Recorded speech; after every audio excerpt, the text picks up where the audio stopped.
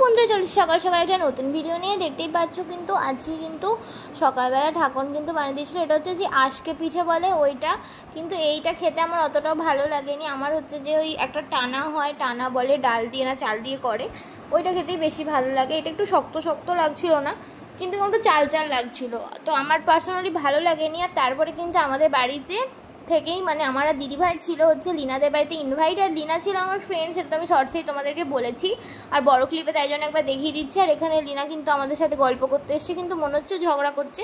যাই হোক, আর ঘরে ছিল ওদের বন্ধুরা, আর বন্ধুদের মাঝে মাঝে ও কিন্তু এসে এসে সবাইকে টাইম দিচ্ছিলো। ওকে একাই কিন্তু অনেক কিছু সামলাতে হচ্ছিলো, ছোট্ট লিনা বড় হয়ে গেছে।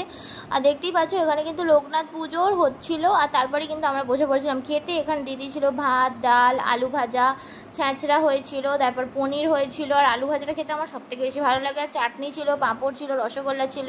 আর এইদিকে ওর চলে এসেছিলো কন্ট্রোর, আর পাশের বাড়ির একটা দিদির মনে হয় ব্লাশ, আর নয়তো মেবি ওর ব্লাশ এসেছিলো, এরকম কিছু একটা হবে। তো সেটাই ঋত্বিকদা খুলছিল। আর সারপ্রাইজ মানে আমরা সবাই ভাবছিলাম যে হাঁ করে দেখবো বাবা কি আছে ভেতরে। আর তারপরে ও লজ্জা পাচ্ছে, ও কিছুতেই মুখ দেখা পায় না, ওকে নাকি সুন্দর দেখতে নয়। দেখো এত মিষ্টি মেয়েটাও কিন্তু লজ্জা পায়, সেটাই হলো।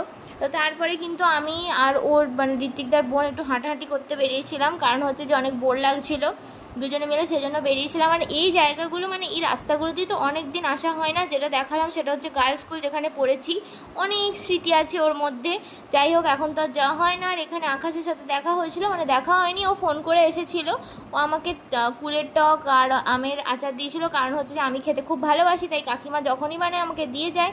আর পরের দিনে কিন্তু আমরা বেরিয়ে গেছিলাম হচ্ছে যে দিয়ার কাছে, কারণ হচ্ছে দিয়ারা তো চলে যাবে, ওরা তো এখানে থাকে না, ওরা তো আমেরিকায় থাকে। আর ওরা অনেক দিন পর ছুটিতে এসেছিলো, মানে অনেক দিন, প্রায় 5-6 বছর হবে এরকম টাইম।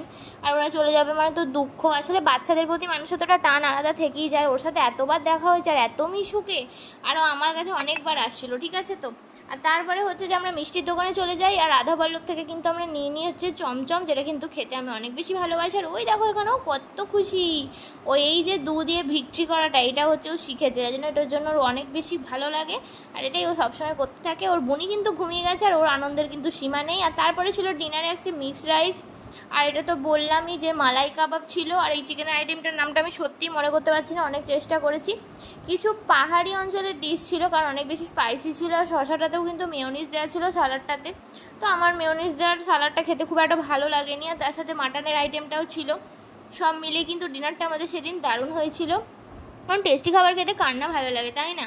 আর এগুলো সমস্ত কিছুটা কিন্তু সেকেন্ড ওয়াইফ থেকে নিয়েছিলাম, আর আমি খেতে বসে পড়েছিলাম। কিন্তু একটাই ব্যাপার হচ্ছে যে সেটা হচ্ছে যে মানে আসতে 10:30 থেকে 11টা বেজে গেছিলো, যেটাই একটু প্রবলেম। কারণ আমি এমনিতে 8:30 থেকে 9টার মধ্যে খাওয়া দাওয়া আমার কমপ্লিট হয়ে যায়, তো সেখানে দাঁড়িয়ে 10:30 11টাতে আমার মানে ওই দুটো মিক্স রাইস আমরা একদিনে 3 জন মিলে শেষ করতে পারিনি খেয়ে। তার মানে বুঝতেই পারছো অবস্থাটা কতটা করুণ হয়ে গেছিলো, অনেক বেশি টায়ার্ড লাগছিলো। তার মধ্যেও কিন্তু আমরা খাবারটা কমপ্লিট করে নিই, কারণ টেস্টি খাবার ছাড়া যাবে না নয়। ব্যাপারটা হচ্ছে আরও অনেক খিদেও পেয়েছিল, কিন্তু খিদে মনে গেছিলো, কী যে একটা সিচুয়েশান, মানে মুড সুইংয়ের মতো পেট হয়ে গেছে, কিছু আর করার নেই। আর তারপরের দিন সকালবেলা কিন্তু আমি ওয়েট করছিলাম কখন এই কুলের আচারটা খাবো।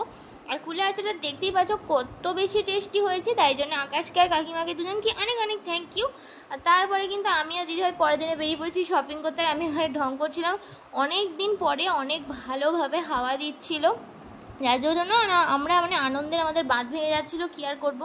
আর আমাদের শপিং করতে যাওয়ার জন্য একটা আলাদাই আনন্দ আসে, যদিও আমরা 6:30টার সময় থেকে মানে বেরিয়েছিলাম। আর এখানে দেখো না দিদিভাইয়ের নাচ কত সুন্দর, ও নাচতে পারে, ওকে ভারতনাট্যমের জন্য অ্যাওয়ার্ড দেওয়া হবে। যাই হোক, ওই সব করে লাভ নাই, আমরা এখান থেকে চলে যাব। আর আমাদের তো গাড়ি চলে এসেছে, মানে বাবাই নিয়ে যাবে ড্রাইভ করে।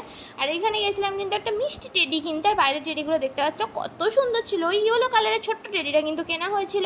আর এখানে কিন্তু অনেক সুন্দর সুন্দর জলের বোতলও ছিল, কিন্তু আমি দিদিভাইকে বললাম কিনে দিতে, দিদিভাই বললো নাকি সবই চায় না, তুই মরে যাবি, তাই জন্য আর কিনে দিল না। যাই হোক, আসলে ব্যাপারটা ওটা না, ব্যাপারটা হচ্ছে কিনে দেবে না, সেটাই হলো সবথেকে বড় ব্যাপার, সে ইন্ডিয়া হোক বা চায়না।